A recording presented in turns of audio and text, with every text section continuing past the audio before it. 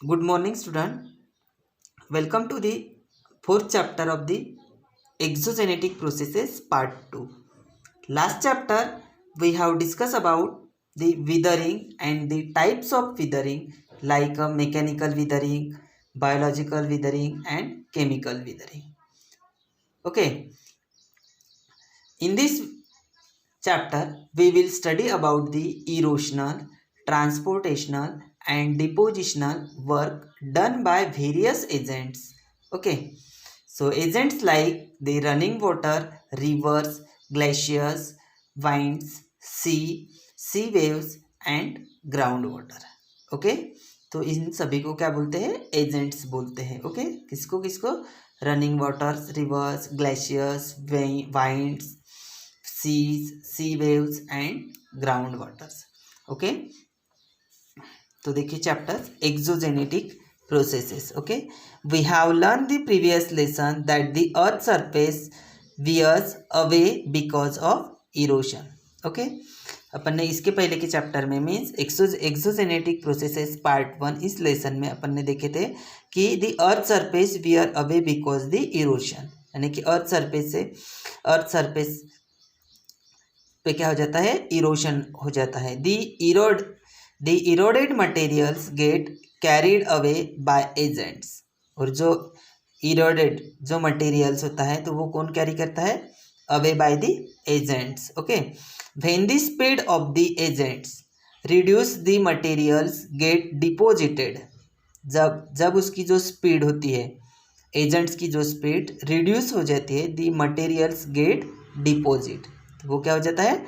Deposited करते हैं. Okay, the agents like running waters, rivers, glaciers, winds, sea waves and ground water do the work of erosion. और ये सभी agents है, ये क्या करते हैं? इरोशन के वर्क करते हैं. ओके, ट्रांसपोर्टेशन एंड डिपोजिशन ये सभी वर्किंग करते हैं. Because of this agents the earth surface keep on undergoing change and new landforms are formed.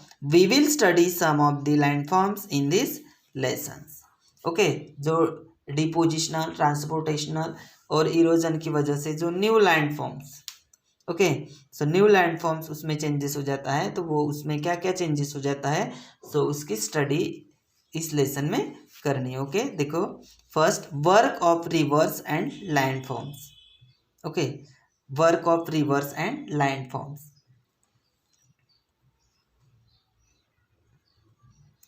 तो देखो, can you tell how will you different between a rill, gully, stream and a reverse.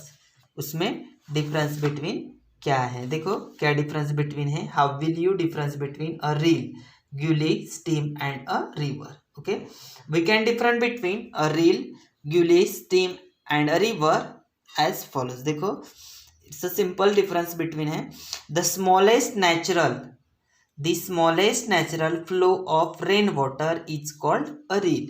Smallest natural flow of rainwater is called reel बोलते हैं उसको. Okay, जो smallest natural flow of rain water होता है उसको rill बोलते हैं. Many rills come together and from a gully. बहुत सारे रील्स एक साथ आते हैं, एक दूसरे को मिलते हैं, तो उसका क्या बन जाता है? ग्यूली बन जाता है. Okay, then next is many gullies come together and from a stream.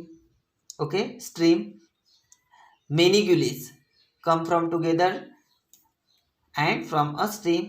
Okay, and the many streams come together and from a big flow of water. This is a big river. Big flow of water is called a river. Okay, the next question is what is river? River means kya? Okay, a running water flows naturally in a direction according to a gravity along the slope and makes its own way. This is called flow of water.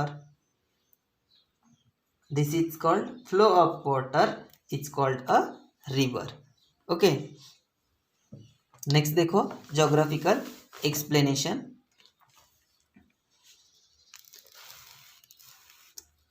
Running water flows naturally in a direction according to a gravity along the slope and make its own way. This is called a flow of water. When many such flows of water come together, a river is formed.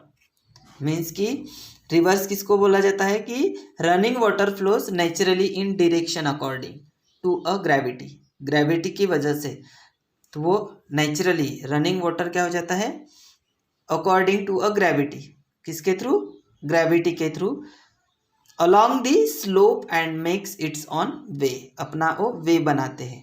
Okay जहाँ पे slope है वहाँ से वो अपना gravity की वजह से वो फोर्स से वाटर आता है तो वो अपना एक वे बनाते हैं। This is called a flow of water, तो उसको क्या बोलते हैं, flow of water. When many such flows of water come together, जब वो एक साथ बहुत सारे flows of water come together, तो दिस इज रिवर फॉर्म, मतलब कि उसकी रिवर बन जाती है। ओके नेक्स्ट देखो, the slope of the land, the types of rock, volume of water flowing in the river and the length of the flow, volume of the sediments in the river, etc. are the factors on which the erosional, transportational and depositional work of the rivers depend.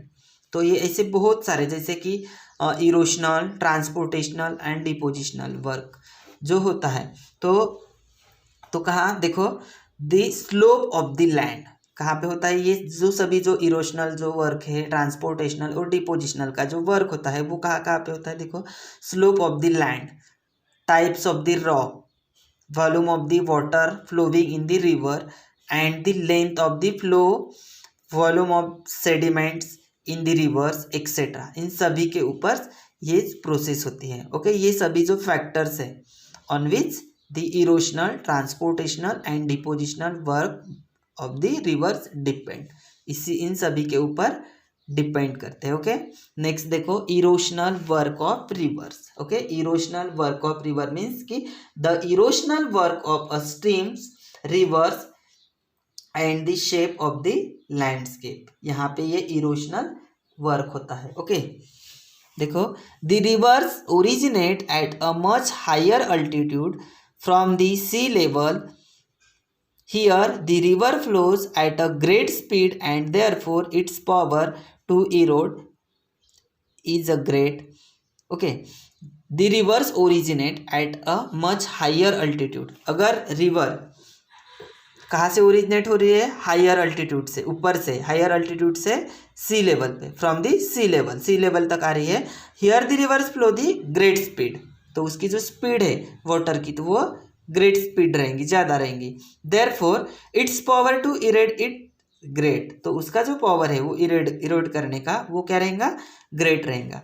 Okay the river bed and the river bank get eroded because of the fast flow of water, sand particles, pebbles, etc.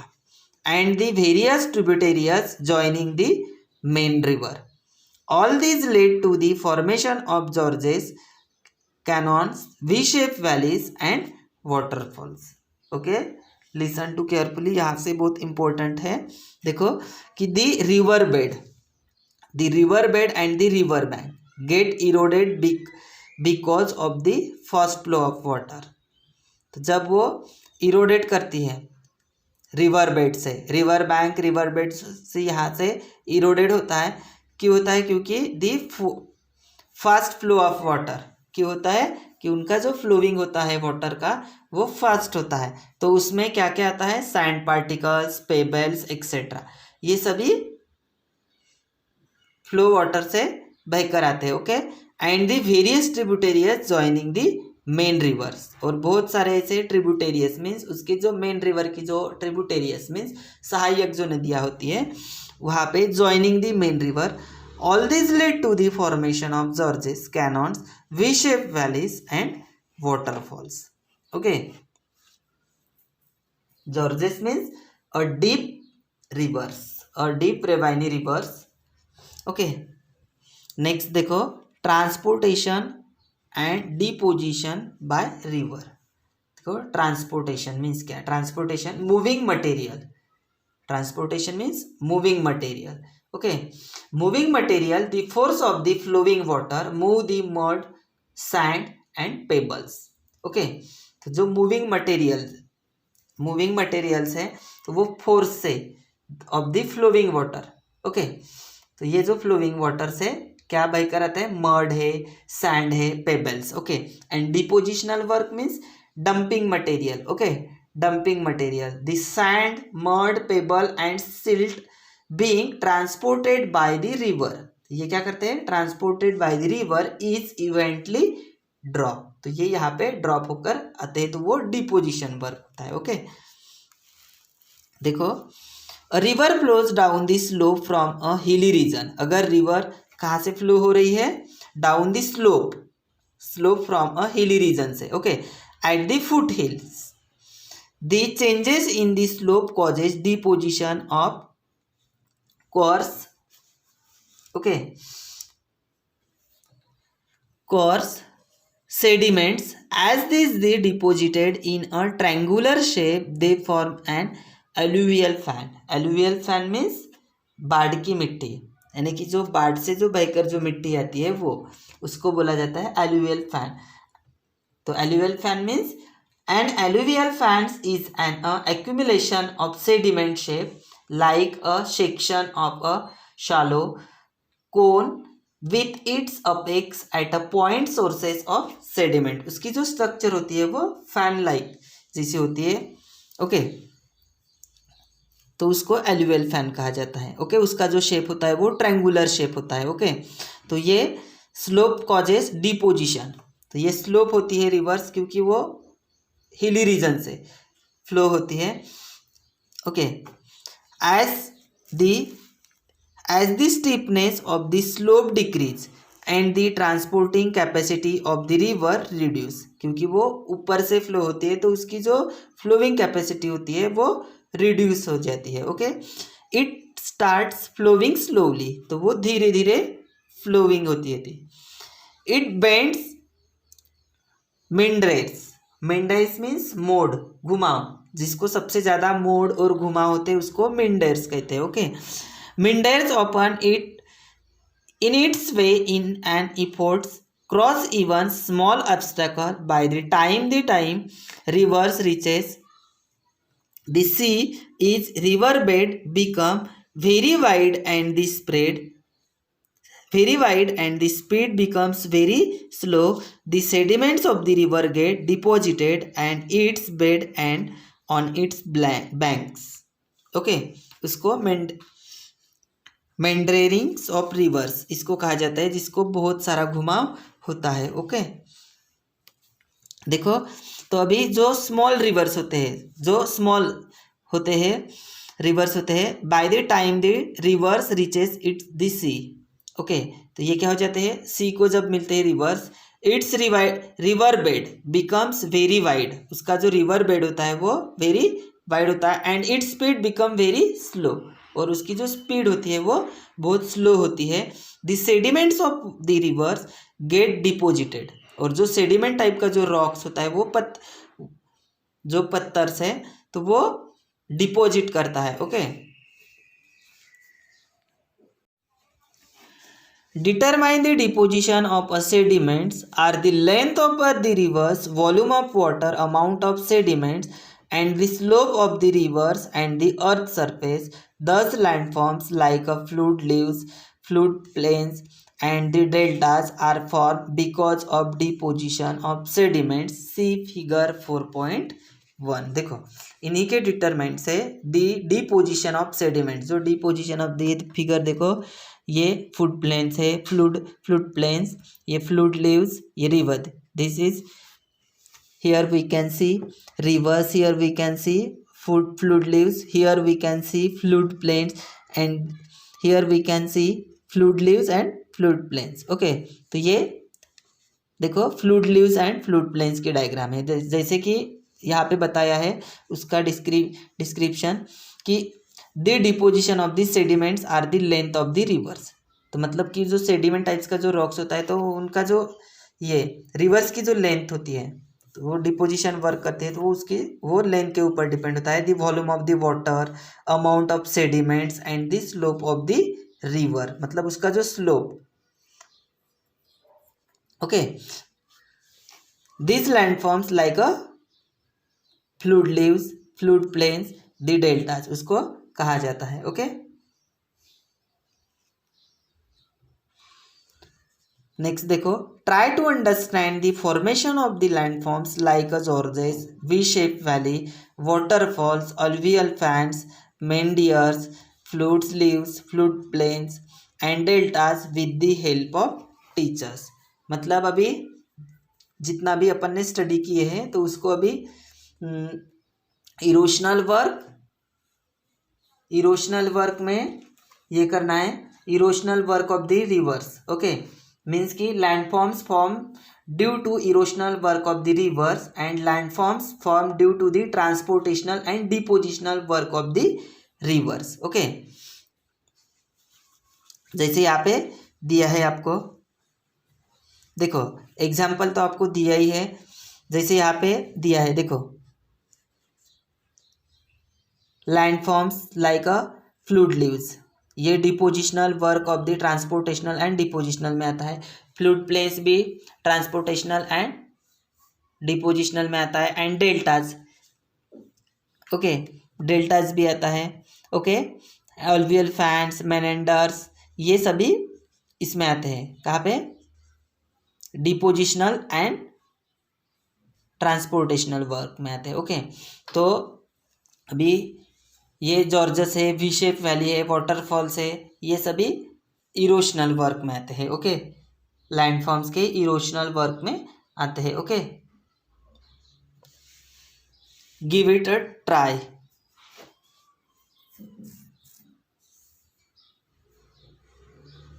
Some pictures of various landforms formed by the rivers are given. Okay, some pictures, आपको जैसे ये pictures दिए हुए हैं, some pictures of various landforms formed by the river are given. Okay, see them, write the types of work done by the river in formation of those landform in the box below. मतलब कि अभी आपको erosional work and transportational and depositional work आपको लिखना है उसका। Okay, इसे बहुत सारे पिक्चर्स आपको दिए हैं। ओके, अलवियल फैंस, ये अभी मैंने बताया कि मैंने डिवाइडेशन करके बताया आप लोगों को कि अलवियल फैंस ये ट्रांसपोर्टेशनल वर्क में आता है। ओके, फ्लूड लीव्स भी और फ्लूड प्लेन्स भी, ये भी ट्रांसपोर्टेशनल एंड डिपोजिशनल वर्क में आता है। तो ये आपको ऐसे लिखना है। ओके, नेक्स्ट देखो इधर, we shape valley, we shape valley ये जो है, वी शेप वैली ये ये इरोशनल वर्क में आता है। और ये डेल्टा भी, डेल्टा ये ट्रांसपोर्टेशनल एंड डिपोजिशनल वर्क में आता है। ओके, तो इसे आपको लिखना है उनके वर्क्स उस पिक्चर के। ओके, नेक्स्ट देखो, think about it. Okay, think about it. Many creeks are found in the coastal areas of Konkan but no delta. Why? यानी कि ऐसे बहुत सारे क्रिक्स फाउंड होते हैं कोस्टल एरिया में, in Konkan area. Okay, but no delta, वहाँ पे डेल्टा नहीं है। तो क्यों नहीं है, देखो, the reverse of long length deposit sediments of their mouth. यानी कि कोंकण एरिया में, जो कोंकण का एरिया है वहाँ पे द रिवर्स है, उनकी जो लेंथ है वो लॉन्ग लेंथ, तो वो डिपोजिट क्या करते हैं, सेडिमेंट्स ऑफ देयर माउथ, यानी कि वहाँ का जो उनका रिवर्स का जो माउथ होता है वहाँ पे वो सेडिमेंट रॉक का डिपॉजिट करते हैं। ओके, सच रिवर्स बिकम वेरी वाइड, और ऐसे जो रिवर्स है वो बहुत वाइड होते हैं। Okay, their speed become very slow when they meet a sea, but जब वो सी को मिलती है तब उसकी जो स्पीड होती है वो बहुत स्लो होती है। Many rivers in Konkan are they short length and their speed is comparatively high. Okay, they brings less sediments with them and acts as a very narrow inlet of the seas. Therefore, many creeks and no deltas are found in the coastal area of the Konkan. Okay. Next, अभी find out करना है आपको, is there any lake found near the meanders of the rivers? Obtain information about this. उसकी information आपको find out करनी है। Okay. Thank you.